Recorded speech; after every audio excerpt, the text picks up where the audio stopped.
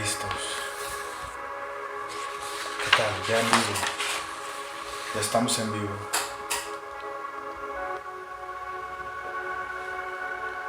Gloria a Dios. La inercia del Espíritu Santo nos ha traído hasta aquí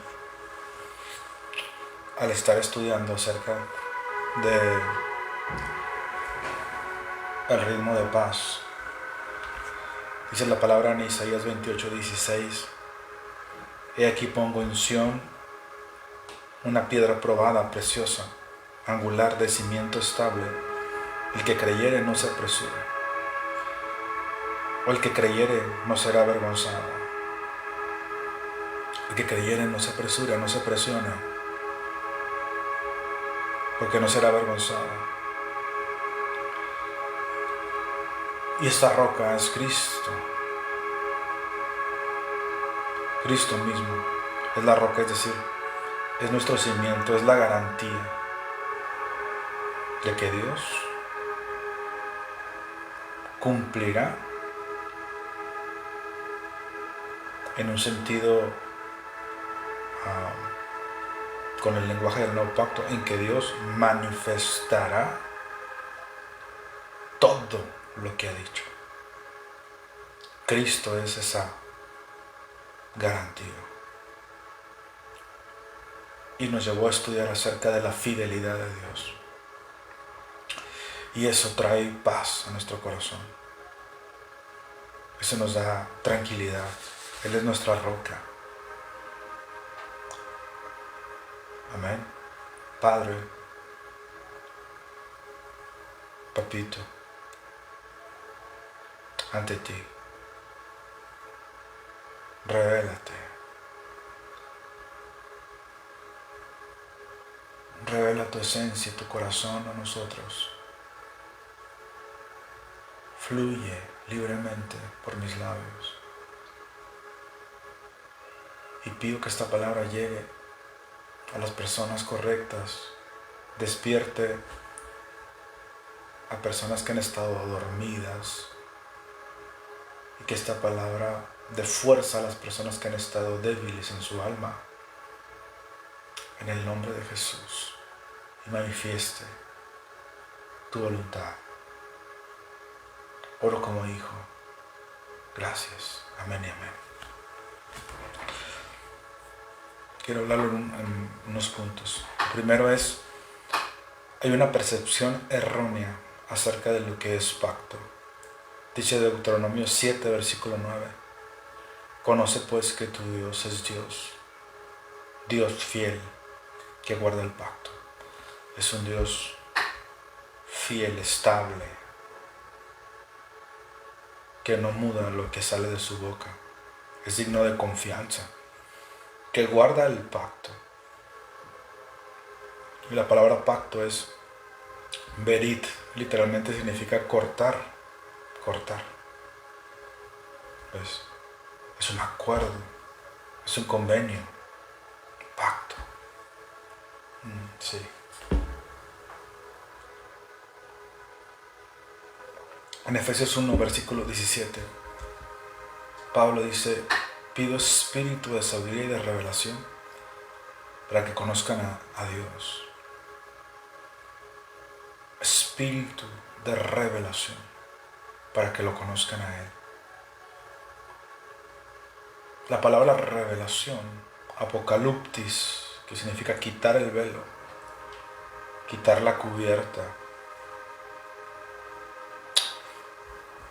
También en 2 Corintios capítulo 3 la palabra dice que nosotros no nos acercamos a Dios como Moisés, que tenía un velo, sino nosotros lo miramos a cara descubierta a Dios. Es decir, un velo significa una percepción incorrecta, un filtro por el cual la percepción se tuerce. Una cosa es la verdad y otra cosa es la percepción. La verdad es la verdad. Otra cosa es la percepción de esa verdad. Hoy no vamos a estudiar principios de Dios, sino vamos realmente a profundizar en quién es Dios. Pablo dijo, pido espíritu de revelación para que se quite el velo. Espíritu de revelación para que conozcan a Dios, primeramente a Dios. Revelación, quitar el velo, quitar la percepción incorrecta, percepción errónea, para que lo puedan ver a Dios claramente, claro. Y nosotros crecimos, se hizo en nosotros un tejido de varias cosas que tejió una percepción incorrecta, en este caso estudiando acerca de la fidelidad de Dios y que Dios es Dios de pactos. Este tejido se compone de una cultura, de una crianza, de una religión y de una experiencia. Todas esas cuatro cosas formaron en nosotros una percepción errónea de quién es Dios, una percepción errónea acerca de la fidelidad de Dios. Dios siempre ha sido amor, siempre ha sido fiel, pero la cultura occidental no entiende lo que es pacto. La crianza que tuvimos no nos dio a nosotros un concepto correcto de lo que es pacto. La religión menos, fue la que más nos confundió, porque nos habla de un Dios cambiante, que sana, que enferma, que mata y que da vida. Una percepción incorrecta se fue formando en nuestra vida, una experiencia también en nuestra vida, o sea, lo que se llama lo empírico, lo que uno ha vivido, fue formando un pensamiento donde cuando escuchas que Dios es Dios de pactos, todo este tejido en la mente forma un velo, una capa que al ver a Dios o al percibir a Dios, se le percibe de manera incorrecta. En nuestra cultura, donde nosotros crecimos, mentir, engañar, transgredir la palabra que uno dio es lo más normal. De manera que cuando uno escucha una promesa de Dios, las estructuras antiguas, el concepto que nosotros tenemos en base a todas las cosas que mencioné, hacen que nosotros, si usamos nuestra mente para recibir algo de Dios, pensemos que Dios es de la misma manera que como nosotros hemos aprendido, recibido, experimentado. Pero Dios no es así. No es un violador del pacto. Dios no es alguien que va a transgredir su palabra. Él dijo que no mudará lo que salió de su boca. Pero suena muy ligero, repito, por todas estas cosas que nos programaron. Desde la cultura latina, que no tiene palabra, desde la crianza que tuvimos, cuando veíamos a nuestros padres que nos decían, te voy a comprar algo y no lo compraban. La religión, cuando fuimos a lo que nosotros le llamamos ahora espiritualidad, pero que era religión, no había congruencia de un Dios de pactos. Y nuestra propia experiencia nos decía, bueno, si Dios prometió algo, ¿por qué no se manifiesta? Entonces fue formando un tejido, repito, que nos hizo ver a Dios con un velo. Y Pablo dijo, yo pido que se ha quitado este velo y que puedas ver a Dios con el espíritu de revelación en esta ocasión, en este día. Que esta enseñanza esté concentrada de revelación para ti, en el nombre de Jesús, y puedas ver a Dios. Así que este proceso de deconstrucción, de decir, Padre, lo que he aprendido incorrecto de ti lo tengo por basura para ganarte a ti, para conocerte a ti, tu integridad, tu esencia, tu fidelidad. Es imposible que Dios mienta por dos cosas: por su inmutabilidad. Está en su esencia. Cuando hablamos de conocer a Dios, Dios es un Dios de amor. Lo hemos enfatizado en estos 2 años. Pero recordate que Dios también es un Dios fiel. De hecho, su fidelidad es un resultado de su amor. Aunque nosotros hemos sido infieles muchas veces, Él ha permanecido fiel a su pacto y no va a cambiar y no va a violar su palabra. Dios no es mentiroso.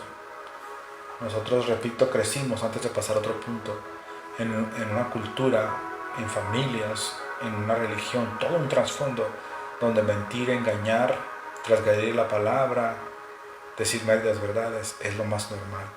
No es así en el cielo. No es así nuestro Padre. El espíritu de revelación empieza a fluir en el nombre de Jesús ahora, para que puedas y podamos ver con claridad a papá, que no viola el pacto. Está ligado Dios.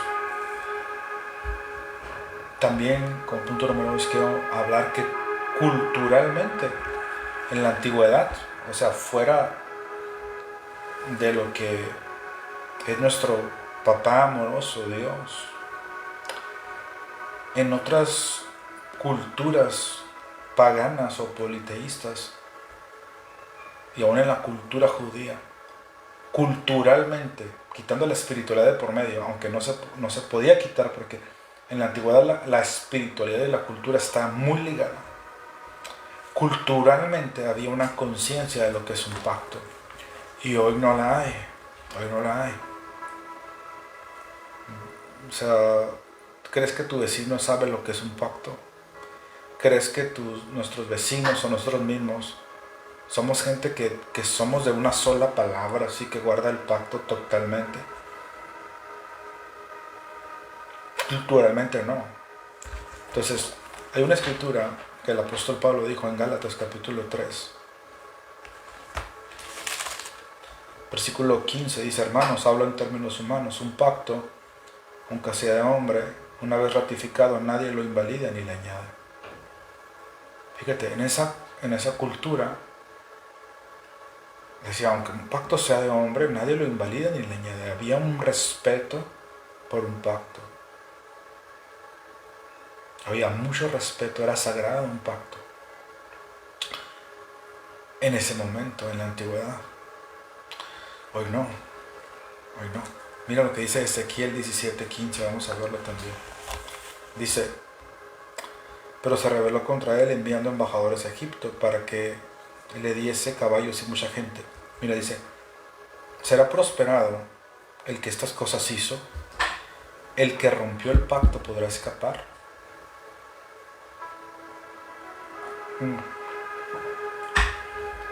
El que rompió el pacto podrá escapar. Es irónica la pregunta, es obvia la respuesta. No podrá escapar. Un pacto en la antigüedad, estoy hablando en términos humanos, como dijo Pablo, no estoy hablando específicamente ni siquiera del pacto de Dios. Culturalmente, el pacto fue la primera forma de gobierno. Eran tribus. Para sobrevivir tenía que realizarse el pacto de sangre, que data de diferentes culturas. En términos humanos, nadie viola el pacto ni le añade una vez ratificado. Y en Ezequiel 17, la palabra dice: el que rompió el pacto podrá escapar. Esto me da pie a cosas que he venido estudiando acerca del pacto. Un pacto era sagrado, hablando culturalmente. Sigue siendo sagrado, pero culturalmente no lo es. Un pacto es sagrado. Quien violaba el pacto podía morir. Había un término que era karat berit. Karat berit es pacto, cortar. Pero karat berit era que había graves consecuencias si alguien faltaba a lo acordado. Y era la muerte. La consecuencia era la muerte a quien violaba el pacto. No estamos hablando ni siquiera del pacto de Dios. Estamos hablando de la cuestión de cultura. Se le consideraba un traicionero y deshonraba a su familia el que violaba el pacto. ¿Ves? Violar el pacto. faltar a tu palabra era una traición. Un traicionero era una persona que deshonraba a su propia familia y se le veía a esa familia, ahí está el traicionero, el que no honra el pacto. Incluso sus propios familiares lo mataban. Ese era el trasfondo del pacto. El miércoles pasado hablábamos un tema que se llama Señor, dame una señal de que cumplirás tu promesa. Y la base está en Génesis 15.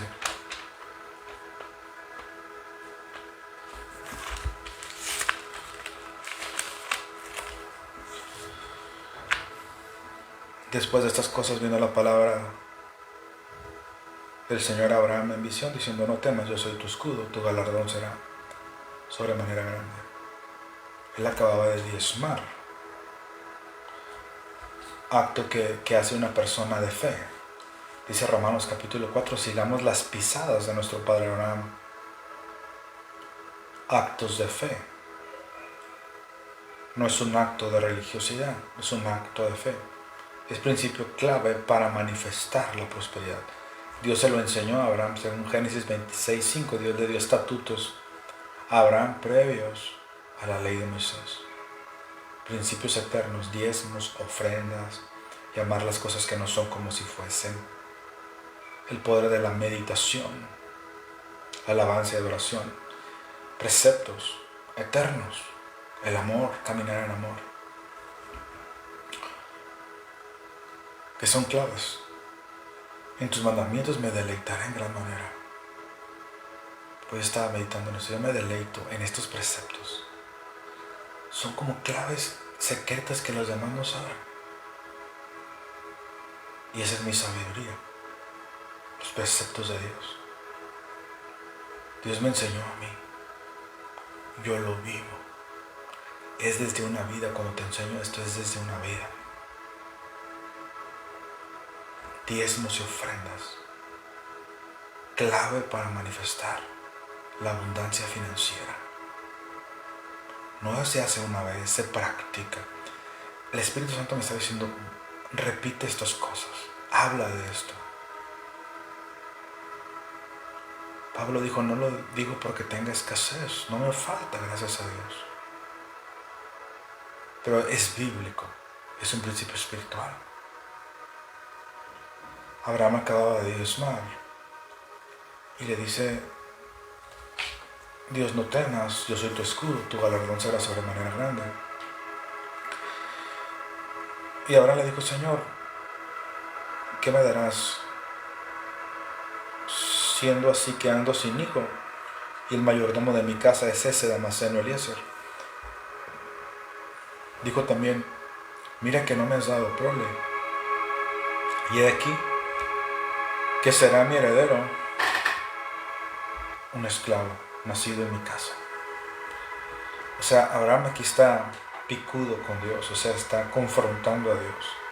No me has dado hijos. Tú dices que no te ama, pero no me has dado hijos. No has cumplido lo que dijiste. Y está Abraham confrontando a Dios. México diríamos picudo, y está con dudas. Luego Dios le dice, luego vino a él palabra del Señor diciendo: no te heredará esto, sino un hijo tuyo será el que te heredará. Y lo llevó fuera y le dijo: mira ahora los cielos, cuenta las estrellas.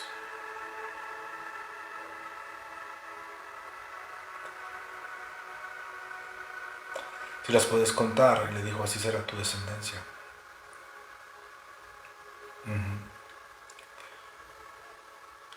Y creyó al Señor y le fue contado por justicia. Y le dijo: mira, yo soy el Señor que te saqué de Ur de los Caldeos para darte de esta tierra. Y respondió el Señor. Y respondió Abraham al Señor y le dijo: ¿en qué conoceré que la he de heredar?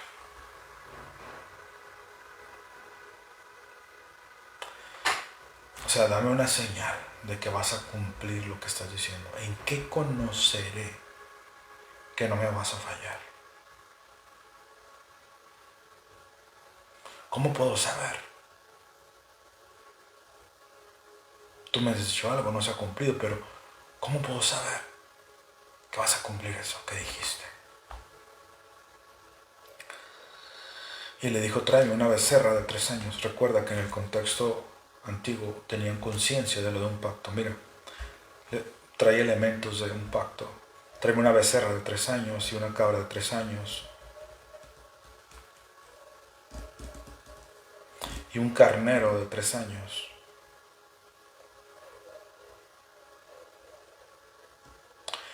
Una tórtola también y un palomino. Y tomó él todo esto y los partió por la mitad. Y puso cada mitad una enfrente de la otra, mas no partió las aves. Es decir, partió en dos a la becerra, a la cabra y al carnero. Y a las aves, la tórtola y el palomino no los partió porque esto está simbolizando a Cristo mismo, ¿sabes? Y hay una parte de Jesús que no fue cortada, no fue partido, y ese fue su cuerpo. No vio corrupción en su cuerpo, representado por aves aquí. Pero hay otra parte que fue cortado sin descanso, y es su espíritu. Dice el versículo 11, simbolizando todo esto, dice la palabra que la ley tiene la sombra de los bienes venideros. Está lleno de significados y revelación. Dice, y descendían aves de rapiña sobre los cuerpos muertos y Abraham las ahuyentaba. Símbolo de los demonios. Dice, mas a la caída del sol sobrecogió el sueño a Abraham, y aquí que el temor de una grande oscuridad cayó sobre él. Una grande oscuridad, como cuando estaba en la cruz, la potestad de las tinieblas tomó lugar. Entonces el Señor dijo a Abraham, ten por cierto que tu descendencia morará en tierra ajena. Aquí vienen promesas. Y será esclava allí, y será oprimida 400 años. Mas también de la nación a la cual servirán juzgaré yo. Y después de esto saldrán con gran riqueza. Escucha, gran riqueza. No, Dios no le prometió el cielo.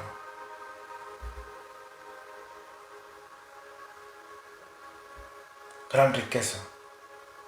Y tiene problemas el cristianismo con esto. Gran riqueza es feria, es dinero, hoy diríamos empresas, joyas, carros, casas, dinero, sacúdete esa culpa de no está hablando de eso, riqueza le promete, bajo la señal del pacto, los elementos del pacto, muerte, sacrificio, mira, sacrificio, promesas, elementos del pacto. Y tú vendrás a tus padres y serás sepultado en buena vejez. Le promete larga vida, riquezas, generación grande. Y en la cuarta generación volverán acá porque aún no ha llegado a su colmo la maldad del amorreo hasta aquí. Y sucedió que puesto el sol y ya oscurecido se veía un horno humeando y una antorcha de fuego que pasaba por entre los animales divididos. No pasaba por las aves que no fueron cortadas, sino por los animales divididos. Esos 3 animales divididos, eso simboliza el Espíritu de Cristo que fue cortado y simboliza los 3 días y 3 noches que estuvo Jesús en el Hades. Porque dice, se veía un horno humeando y una antorcha de fuego que pasaba por entre los animales divididos. Tipo y figura de que iba a ser quemado totalmente la realidad de ese simbolismo, el cual es Cristo. Los animales eran quemados fuera del campamento, dice Hebreos 12, por lo cual también Jesús fue quemado. Gloria a Dios. Versículo 18, en aquel día hizo un pacto. En aquel día el Señor hizo un pacto con Abraham. En aquel día el Señor hizo un pacto con Abraham. Ojo con esto. Vemos a un Abraham al principio alegando con Dios. Tú me has prometido y mira, no se ha manifestado. ¿Qué me darás si tú me has dicho algo y no se ha cumplido? lo vemos a Abraham con dudas, lo vemos discutiendo. Y le dice, sí, mira las estrellas, y lo empieza a enamorar Dios como es su estilo. Dice la palabra, la llevaré al desierto y le hablaré de amores. Dios te habla en la soledad. Empieza a enamorar, pero luego Abraham le dice, creyó, pero le dice, ¿en qué conoceré? ¿Qué señal hay de que tú vas a cumplir lo que me has dicho? Y le dice, tráete estos animales, una becerra, un macho cabrío, aves, etcétera, etcétera. Tráetelos. Y le empieza a hablar promesas. Dice, y en aquel día Dios hizo un pacto. Y si te fijas, Abraham ya después de eso no contesta nada. La experiencia fue fuerte porque dice que vino el temor de una gran oscuridad. Fue algo sobrenatural. Vino el temor de una gran oscuridad, una antorcha que se paseaba entre los animales divididos, una voz que hablaba. Y Abraham ya no vuelve a decir, Señor, ¿pero qué? No, le pidió una señal y Dios no le dijo, mira, no sé, no. Lo que hace Dios es hacer un pacto con Él.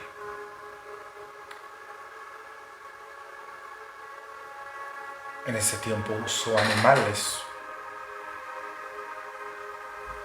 es decir, hubo derramamiento de sangre, hubo promesas.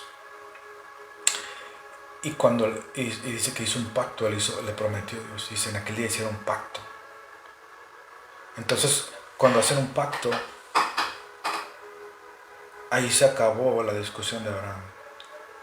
Ya no le dijo, Señor, pero estoy inseguro. Ya no hubo inseguridad en él. ¿Por qué? Porque él sabía lo que era un pacto. En la antigüedad, violar un pacto, alguien que violaba un pacto era un traicionero, un mentiroso. Era lo peor. Era alguien que deshonraba su vida y la de su familia. Ponía a su familia en riesgo, alguien que violaba el pacto. Entonces Dios le promete cosas, pero cuando Abraham le dice, hey, sí, pero ¿qué señal? ¿Cómo voy a saber? Y entonces le dijo, te lo prometo, hago un pacto. Y un pacto, culturalmente, históricamente, requería una señal profunda y tangible, significativa. Una señal, un pacto. De que las promesas que se hicieron en el pacto serían sólidas. Y lo que se hacía, algunos lo llevaban a extremo en ritos, otras tribus tremendos, ¿no? Pero lo que se hacía era derramar sangre. Porque culturalmente e incluso bíblicamente, aunque es un simbolismo, pero se creía que la vida estaba en la sangre. Y al derramar sangre, era una manera de decir, estoy tan serio en este pacto que hacemos, que lo hago con mi propia vida. Mi propia vida garantiza que las promesas de este pacto son sólidas y son firmes y no cambiaré. Derramamiento de sangre, la vida misma. Y en aquel día Dios quedó atado. Hay una palabra que me gusta y usted la puede investigar, que es encadenado. Quedó encadenado. Cuando en la antigüedad hacían pacto de sangre, quedaban como hermanos de sangre, derramaban sangre de sus muñecas y bebían una copa, quedaban encadenados en pacto. ¿Qué es lo que Dios pedía en este pacto ahora? Era impresionante porque Dios tenía un plan eterno. Que me creas. Esto es lo que Dios pide de ti y de mí. Que me creas.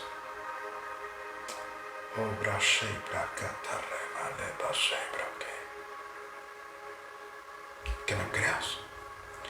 Abraham, agitado, hasta picudo, cuando dice, Señor, ¿en qué conoceré que tú me vas a cumplir lo que dijiste? Le dijo, yo hago un pacto contigo. Voy a entregar a mi hijo y con mi propia vida queda garantizada cada promesa que te ha hecho Abraham. Y Abraham guardó silencio y jamás volvió a preguntar nada. Él entendía el poder del pacto. Lo único que Dios pidió de Abraham es que le creyera. Es lo que quiere Dios. En la antigüedad, hablando, esto es como un trasfondo porque el próximo domingo, hoy es 12, 13 jueves, 14 viernes, sábado 16, 17 de marzo, con la ayuda de Dios, vamos a tomar la Santa Cena. Hace 2 años y 2 meses que no tomamos la Santa Cena. Es una introducción, que venga revelación a mi corazón y a tu vida. Pero culturalmente, cuando se hacía un pacto, la sangre de los animales, incluso bíblicamente, había en Levítico 16, 21 y 22, habla de la historia, el ritual más bien, no la historia, el ritual de los machos cabríos. Traían 2 machos cabríos delante del sacerdote. Uno lo degollaban y la sangre era vertida y la rociaban sobre el altar y sobre el pueblo. Pero luego traían otro segundo macho cabrío y el sumo sacerdote le imponía las manos y declaraba sobre él todas las rebeliones, todas las iniquidades, todos los pecados del pueblo. Le imponía las manos. Toda transgresión, toda iniquidad, toda maldición se le imponía al macho cabrío vivo, y este macho cabrío vivo era llevado al desierto, a tierra de separación, y era devorado por las fieras. Y este símbolo del Espíritu de Cristo, el cual tomó sobre sí nuestras iniquidades, nuestras ex iniquidades, ya no hay, yo no puedo decir mis ex iniquidades, mis ex pecados, mis ex rebeliones, todas fueron sobre este macho cabrío, el cual no abre su boca, y había una transferencia. El sacerdote le imponía la mano, y culturalmente y bíblicamente, en un ritual de Yom Kippur, este ritual, el pecado de los individuos era transferido al animal. De la misma manera, Jesús en la cruz, el verdadero o la realidad de aquel símbolo que era simplemente un animal, Jesús tomó todas las que eran nuestras rebeliones, todos los pecados y todas las iniquidades,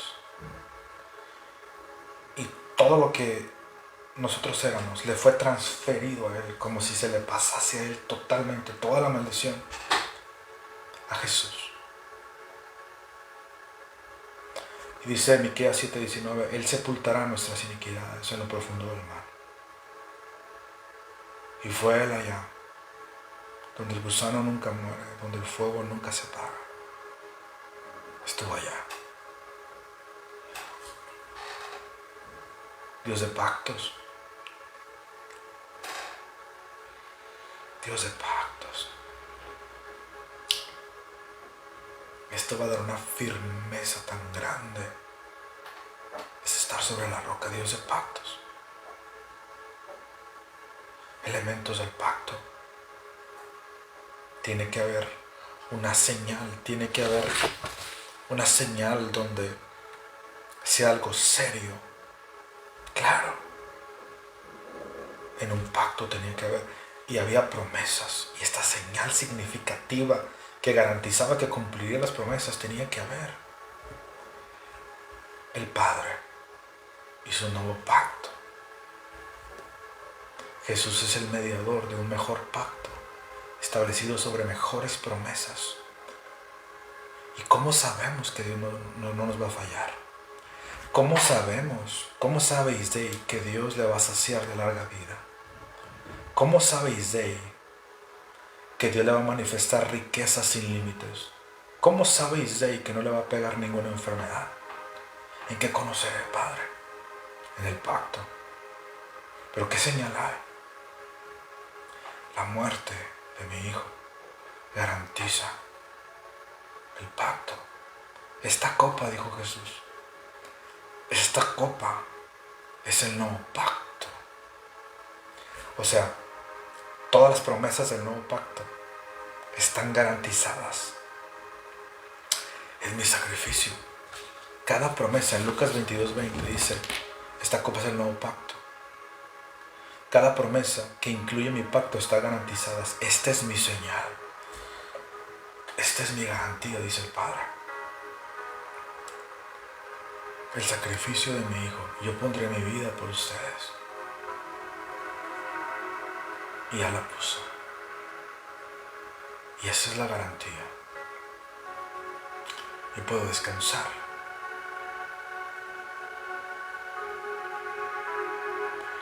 En la integridad de su palabra. Está jurado. Juró el Señor y no se arrepentirá. Hoy meditaba lo que dice Hebreos capítulo 6. Te bendeciré con abundancia y te multiplicaré grandemente. Juró por sí mismo. Dios.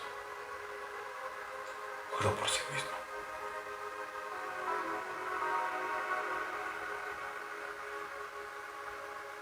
No solamente a Abraham, sino a los herederos de la promesa, queriendo demostrar más abundantemente a los herederos de la promesa la inmutabilidad de su plan, interpuso juramento, para que por dos cosas inmutables es imposible que Dios mienta. Así que se acaban las dudas, se acaba el pleito, lo ha jurado y lo ha garantizado al entregar a su hijo. Miren a mi hijo, dijo él. Esa es mi señal.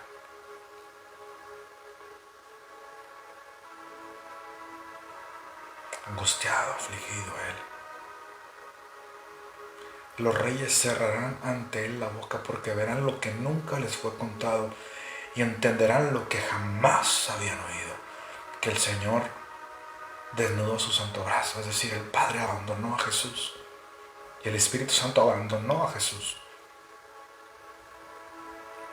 por nosotros, en mi lugar. Y todo, maldición y rebelión e iniquidad, pecados que habíamos hecho, fueron transferidos a Él. Y su justicia,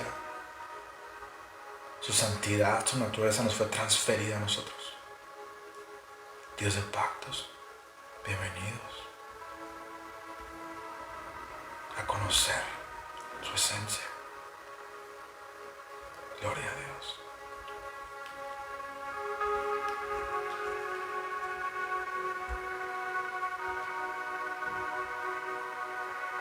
Gloria a Dios. Oh, no falsearás tu verdad.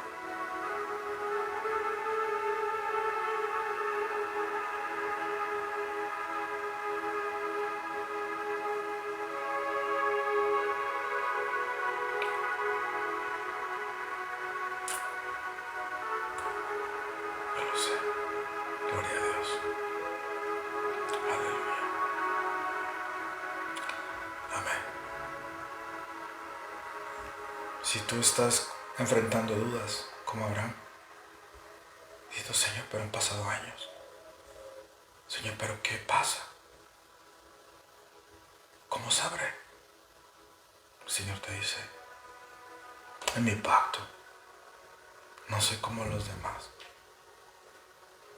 No me midas por tu cultura o tu experiencia. Veme por los ojos de la fe, dice Dios. Mi esencia. Dios es íntegro, hermano. Dios no va a jugar con tu corazón. Dios no te va a engañar. No viola el pacto, no traiciona. No engaña, no es infiel. Amén.